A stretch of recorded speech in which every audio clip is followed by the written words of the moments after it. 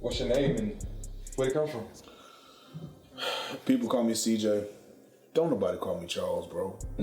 Don't nobody call me that shit. After this interview, I don't want nobody call me that shit. Everybody call me King. King is my last name. I was in the military. Of course, you was in the military too, you know. Everybody call you by your last name. It stuck. It wasn't no rank. It was just King. Fine, nigga. You know what I'm saying? Like, make me feel like somebody. You know what I'm saying? I mean, so King just simple. I just took it as my rap name and went with it from there. Alright, so what type of vibe do you want your listeners to get when they hear your music? I want them to get what I put out. Like, my emotion is pretty straightforward. If you know it's pain, you gonna feel what I'm feeling. I do different shit. Like, I do real life shit. You know what I'm saying? And it's just, I can do some just for fun shit too. But it's just all based upon how I'm feeling at the moment. You know what I'm saying? Yeah. So that's all it really is. Okay. So who's your biggest influence in the rap game? Coming up, before I really started taking it seriously, Pac. Pac was one of my biggest influences in the rap game as far as what he rapped about.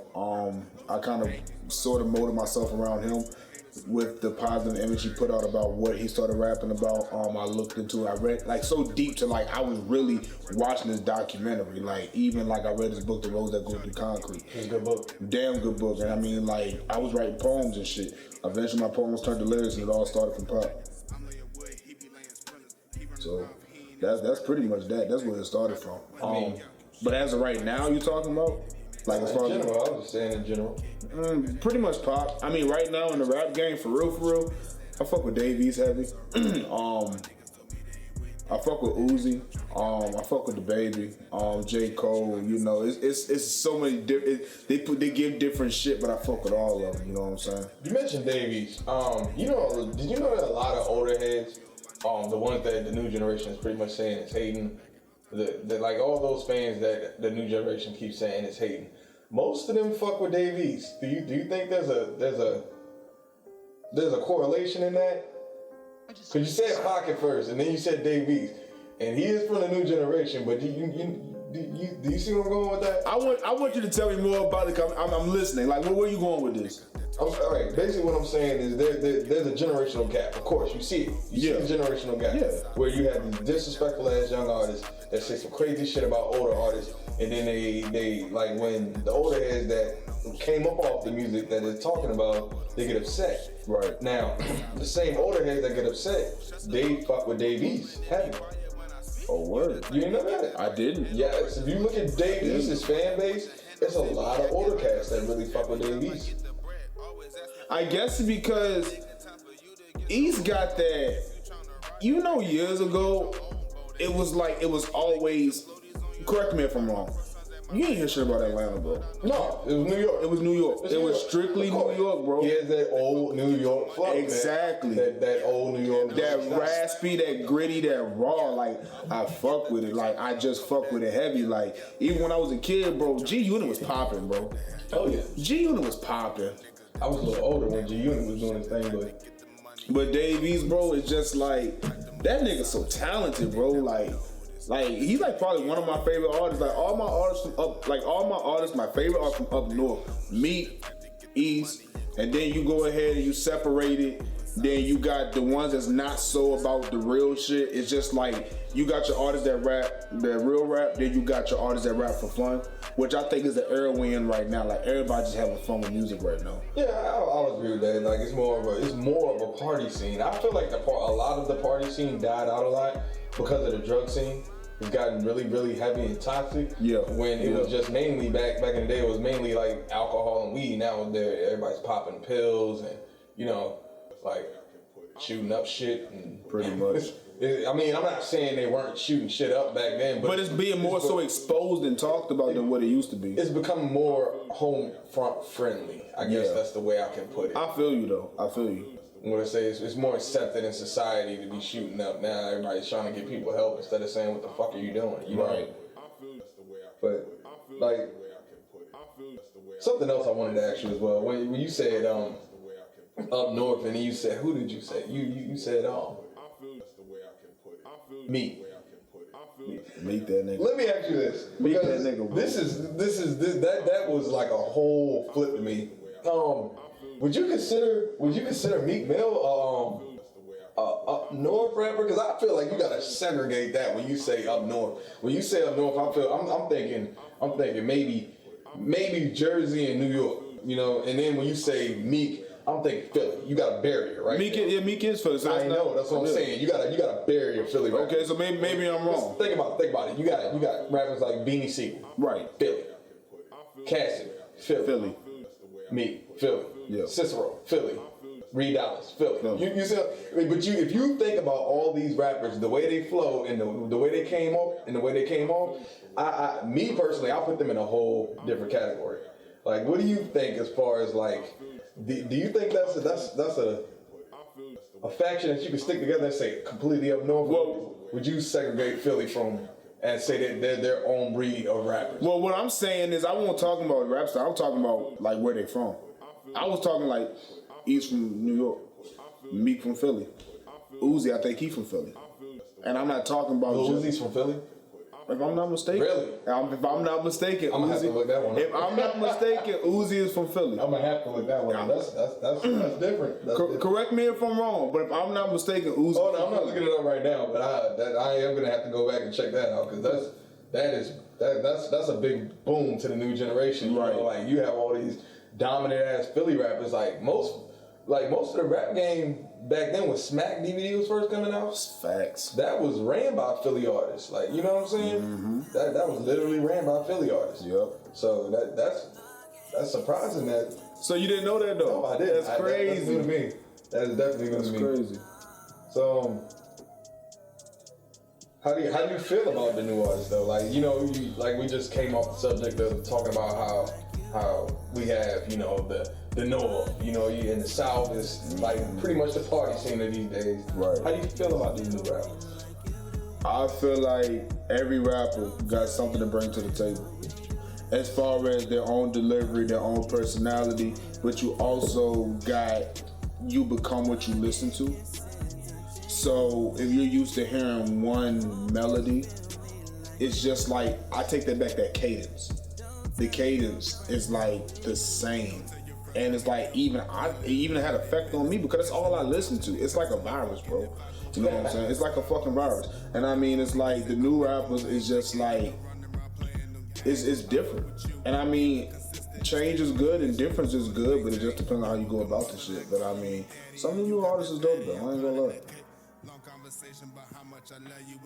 So let me ask you this. How do you feel about the new generation not paying homage to the older generation? Disrespectful, bro. Like, you gotta look at it like this. When I was little and I heard about slavery, I never understood how it related to me. Like, for what? I wasn't born around that era, but I had people that were. My grandma was born in 39. She dealt with segregation. I think segregation finally ended in what, 65? You're the wrong person. I think it's six. Damn, I'm a computer scientist. But I think segregation was like done for like 65. I'm not mistaken. I might be wrong, but my dad was born in 64, and it's just like, you know, I sit there and think, you know, like when I was little, I was like, what's that got to do with me? My grandma was like, you don't understand what your people have to do to get you to where you are today, or why we have the rights we have today, blah, blah, blah, blah. So it's the same thing with rap. Where would rap be if we didn't have our pop? Where would rap be if we didn't have our Biggie? Where would rap be if we didn't have our Jay-Z, our Dr. Dre, even back to Run DMC? You know, every artist has something to bring to the table, and some footprints are bigger than others and leave a bigger effect on the rap game. So you can't take away or discredit any artist because they all got something to bring to the table. Some less than others, but it's still something. I feel that. That's I get a vibe off of that. Like we do all have somewhere that we came from. When it really boils down to it, you got to look at the roots of everything. Right. Those are the roots. When it comes from hip hop, you do have people that try to put a stigma on it and say that the old rap was born in this, that, and the third. But I don't feel like it's an evolution of what is going on. I feel like it's more of a twist on what was given to them when they were kids. You know what I'm saying? When they were younger.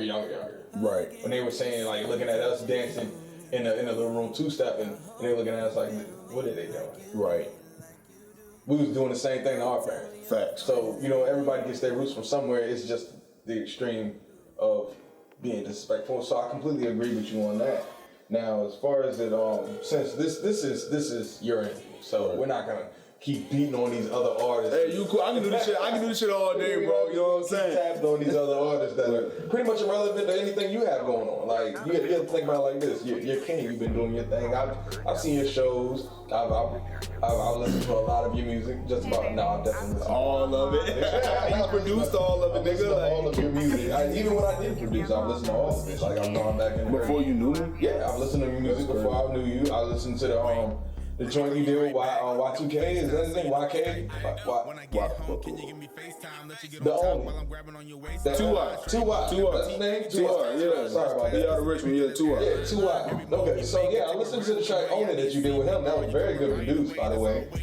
Shout out to 2Y for that. But like I see that you have your own thing going on. So like, are you independent? Are you signed? What's up? I dealt with Dime Piece back in 2016 and 17 or 17 and 16, whatever. But I dealt with them. They got me a pretty decent wage. You know, they did their thing with me, and you know, unfortunately, we had to part ways. You know, people grow and people go do their own thing, and you know, after that, I had to go look into things for myself. My biggest thing is doing research on my own. I feel like I should never limit myself. Like anything that the next man can do, I can do. And to be honest with you, I was never a big Nip fan. But when Nip passed and I seen with the work he was putting in after he passed, it motivated me something. I'm just like, bro, I can do the same shit. I see where Nip started from. And even like with Meek had nappy ass braids and shit. You know he was doing the freestyle and shit. Now look at this man now, yo. It's like we all gotta start from somewhere, and it's only up to us on where we end up. So, you know what I'm saying? I'm independent, and I'm gonna keep being independent until the opportunity comes. And I'm just gonna keep pushing with this independent way. Well, I mean, as far as the opportunities, let me ask you this: what are you doing now? As far as you got any work for your fans, and you know what I'm saying? Are you pushing anything right now? Man, I've been pushing my old shit. Like, I think one of my best songs is So Lonely. I bought it off from B Plug, and I got a lot of plays on SoundCloud. I've been pushing that. Actually, I got a remix with Kizzle coming pretty soon. I hit him up. I'm be doing a remix with him. I just dropped the mixtape. I dropped J.O.A.T, which stands for Jack of All Trades, which means that it's just a little taste of different mood type of rap. It's not all the same thing. It's a different mood for everything. I never do one set mood. You know what I'm saying? It's just, I'm an emotional rapper. I give you what I feel. I dropped Bipolar. Bipolar was strictly, literally a bipolar mixtape, which is when you're dealing with breakup, when you're dealing with things at home, it's like, you know, when you deal with women, you bipolar and shit. Oh, that's all that is to it. So you get that bipolar feel. That's on that pill. Joe, when I dropped that's on Spotify, all the streaming platforms, Apple Music, Google Play, all that good stuff. So you can find that. So I just dropped that a few months ago, and right now I'm working on a few different projects, and I'm actually working on the EP I try to release very soon. So I feel it. You saw me just toss my questions to the side. Yeah. I honestly felt like those last 3 questions I had for you were kind of generic and corny. So what I'm gonna do is you do you. I want to get a little personal now. I'm gonna ask you. Okay. Have you ever had a rap beef before? You know, no, I didn't. But yes, I kind of did, but it wasn't really a beef to me. It was more so of a misunderstanding with, and it was like, I can't remember what happened. It was just a whole bunch of he say this and I said that, and we never talked. But I was actually man enough to talk to him about what happened. Actually, it was at your old place. I talked to him in the driveway, man. was there when he was giving out his tickets and stuff. That was the first time I talked to him about the situation, and he respected me full on about what was going on. I don't remember, but other than that, I never had nothing serious. That was just a misunderstanding along those lines, I guess. I do remember that one weird dude, that mixed dude. When he was coming in. Okay, you're fucking with me now. No, I'm not.